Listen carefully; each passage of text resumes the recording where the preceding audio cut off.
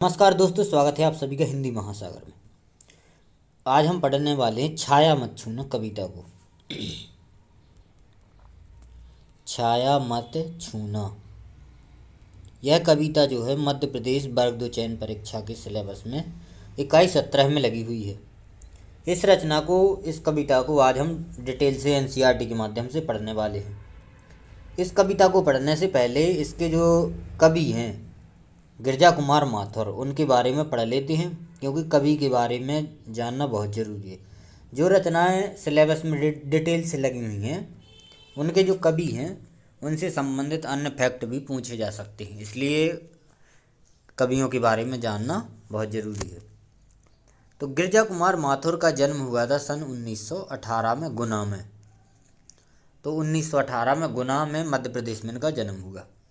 प्रारंभिक शिक्षा झांसी उत्तर प्रदेश में ग्रहण करने के बाद एमए किया है इन्होंने अंग्रेजी से, और एलएलबी की उपाधि लखनऊ से अर्जित की। शुरू में कुछ समय तक वकालत भी की। जब एलएलबी की जो है उपाधि हासिल की तो कुछ समय तक वकालत भी की। बाद में आकाशवाणी दूरदर्शन में कार्य किया और इनका निधन हुआ था 1994 में। तो जन्म हुआ 1918 में, निधन हुआ 1994 में। इनकी कुछ और अन्य प्रमुख रचनाएं हैं।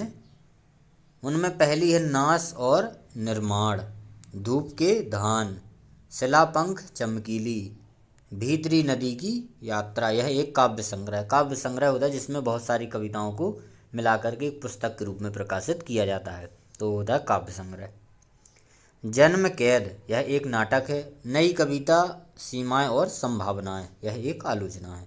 तो यह गिरजा कुमार माथुर की कुछ अन्य प्रमुख रचनाएं हैं। एक बार और रिवाइज करते हैं रचनाएं कि नास और निर्माण, धूप के धान, शिलापंख चमकीले, भीतरी नदी की यात्रा काव्य संग्रह है। जन्म कैद नाटक है। नई कविता सीमाएं और संभावना, यह एक आलोचना है। नई कविता के कवि गिरजा कुमार माथुर रोमानी मिजाज की कवि माने जाते हैं। मतलब जो रोमानी मिजाज है, मतलब जो शारीरिक सुंदरता है, उसको कहते हैं रोमानी मिजाज। तो उस टाइप की जो कविताएं ज़्यादातर लिखते हैं, इसलिए इनको रोमानी मिजाज का कवि कहा जाता है। वे विषय की मौलिकता के पक्षधर तो हैं, परंतु शिल्प की विलक्षणता को भी नजरअंदाज करके नहीं। मतलब जो विषय की मौलिक तत्व है उसके तो पक्षधर है, मतलब उसके साथ में है, लेकिन शिल्प की विलक्षणता को भी नज़रअंदाज नहीं करना चाहते। मतलब जो कला है व्यक्ति की, उसको भी वो नज़रअंदाज नहीं करना चाहते। चित्र को अधिक स्पष्ट करने के लिए वे वातावरण के रंग को भरते हैं। वे मुक्त छंद में ध्वनि साम्य के प्रयोग के कारण तुक के बिना भी कविता में संगीतात्मकता संभव कर सके। मतलब तुक के बिना भी कविता में उनकी क्या है, संगीतात्मकता, मतलब संगीत छुपा हुआ रहता है। भाषा के दो रंग उनकी कविताओं में मौजूद हैं। कौन कौन से दो रंग हैं? वे जहाँ रोमानी कविताओं में छोटी छोटी ध्वनि वाले बोलचाल के शब्दों का प्रयोग करते हैं, तो जो रोमानी टाइप की कविताएं होती उनमें छोटी छोटी ध्वनि वाले जो बोलचाल के शब्द हैं उनका उपयोग किया करते हैं। और वहीं जो क्लासिक मिजाज की कविताएं हैं उनमें लंबी और गंभीर ध्वनि वाले शब्दों को तरजीह देते हैं, मतलब उनका उपयोग करते हैं।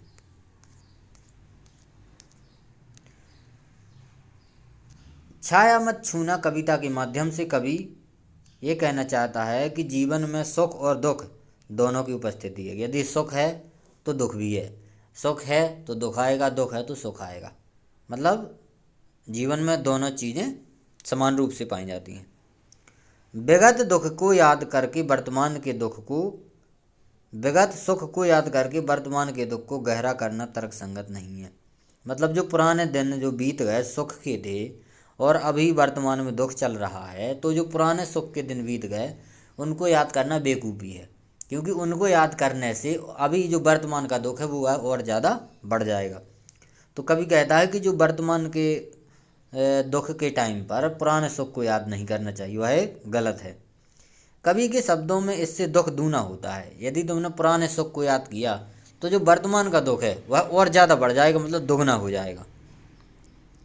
विगत की सुखद काल्पनिकता से चिपके रहकर वर्तमान से पलायन की अपेक्षा कठिन यथार्थ से रूबरू होना ही जीवन की प्राथमिकता होनी चाहिए। मतलब जो वर्तमान में अपनी स्थिति है उससे पलायन मतलब उससे दूर भागना ये सही नहीं है। जो स्थिति है उसको स्वीकार करो।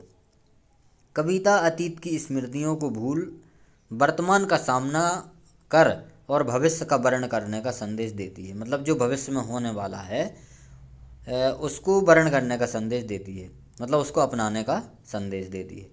वह यह बताती है कि जीवन के सत्य को छोड़कर उसकी छायाओं से भ्रमित रहना जीवन की कठोर वास्तविकता से दूर रहना है। कविता में रोमानी भावबोध की अभिव्यक्ति देखी जा सकती है। आइए अब कविता को पढ़ते हैं।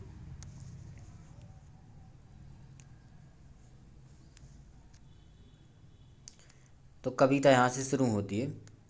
छाया मत छूना मन होगा दुख दूना, जीवन में है सुरंग सुधियाँ सुभावनी, जीवन में है सुरंग सुधियाँ सुहावनी, छवियों की चित्रगंध फैली मन भावनी, तन सुगंध शेष रहे बीत गई यामिनी, कुंतल के फूलों की याद बनी चांदनी, भूली सी एक छुअन बनता हर जीवत क्षण, छाया मत छूना मन होगा दुख दूना। कवि कह रहा है कि छाया को मत छुओ। छाया मतलब जो भ्रम है, दुविधा है, उसको मत छुओ।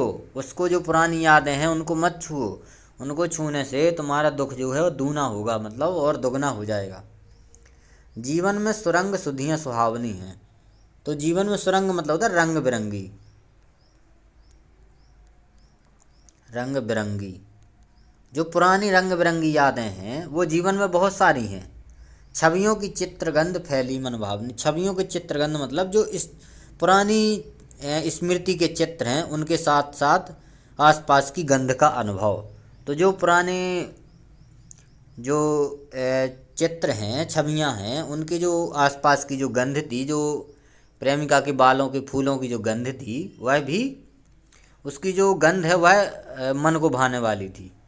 तन सुगंध शेष रही बीत गई यामिनी। जो तन की सुगंध थी मतलब जो फूल लगे हुए थे बालों में, तो उनकी जो सुगंध थी वो अभी भी शेष है। बीत गई यामिनी। यामिनी मतलब होता है जो तारों भरी रात हो। जो तारों भरी रात है उसको कहते हैं यामिनी। तो तारों भरी रात जो है बीत गई, लेकिन जो तन की सुगंध थी वह अभी भी बनी हुई है। कुंतल के फूलों की याद बनी चांदनी। कुंतल मतलब जो लंबे केसों में जो फूल लगे थे उनकी याद, उस चांदनी रात की जो है याद अभी भी बनी हुई है। भूली सी एक छुअन बनता हर जीवित क्षण, छाया मत छूना मन होगा दुख दूना। जो पुराने छूने के जो एहसास हैं वह हर पल एक नया जीवित क्षण बनता है। तो कवि कह रहा है कि पुराने उन यादों को मत छुओ। पुराने जो सुख के दिन थे उनको याद मत करो, नहीं तो जो वर्तमान का दुख है वह और ज़्यादा दुगना हो जाएगा। इसलिए पुराने सुखों को भूलकर जो वर्तमान में है उसे स्वीकार करो। यश है ना वैभव है, यश है या ना वैभव है, मान है ना शर्माया, जितना ही दौड़ा तू उतना ही भरमाया, प्रभुता का शरण बिंब केवल मृग तृष्णा है, हर चंद्रिका में छिपी एक रात कृष्णा है, जो है यथार्थ कठिन उसका तू कर पूजन, छाया मत छूना मन होगा दुख दूना।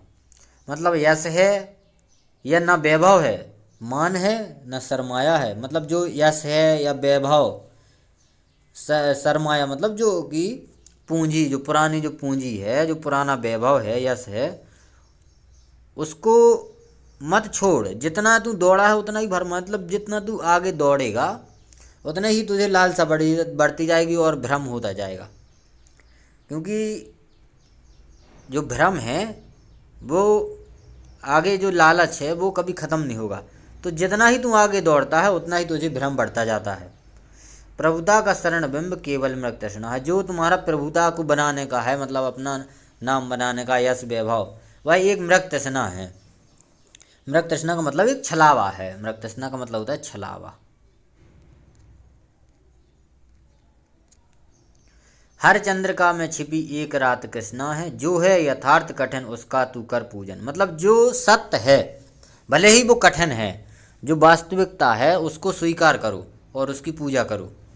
छाया मत छूना मन होगा दुख दूना। क्योंकि यदि यथार्थ को और वास्तविकता को स्वीकार नहीं करोगे और पुरानी यादों में जाओगे तो तुम्हारा दुख जो है दुगना होगा और उसके कोई लाभ होने वाला नहीं है।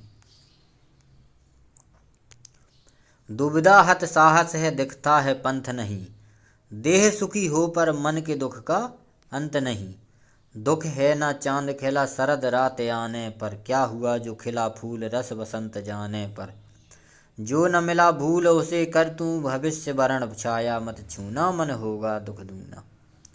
दुविधा हत साहस मतलब साहस है लेकिन फिर भी दुविधा है, और जो पंथ माने जो रास्ता है वो दिखाई नहीं देता। क्योंकि साहस तो है लेकिन उस साहस में भी जो है दुविधा है, और दुविधा जब तक रहेगी तब तक रास्ता स्पष्ट दिखाई नहीं देगा।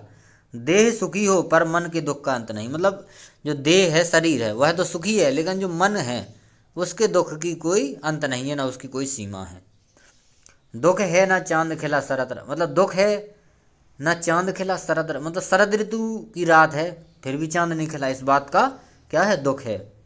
क्या हुआ जो खिला फूल रस बसंत जाने पर, कह रहे जब यदि जो फूल है वो बसंत के बीत जाने पर खिले तो उसका क्या महत्व। फिर जब बसंत है हो तब फूल खिले तो उसका ज़्यादा महत्व होता है, लेकिन जब बसंत के बीत जाने पर फूल खिलेगा तो उसका कोई महत्व नहीं है।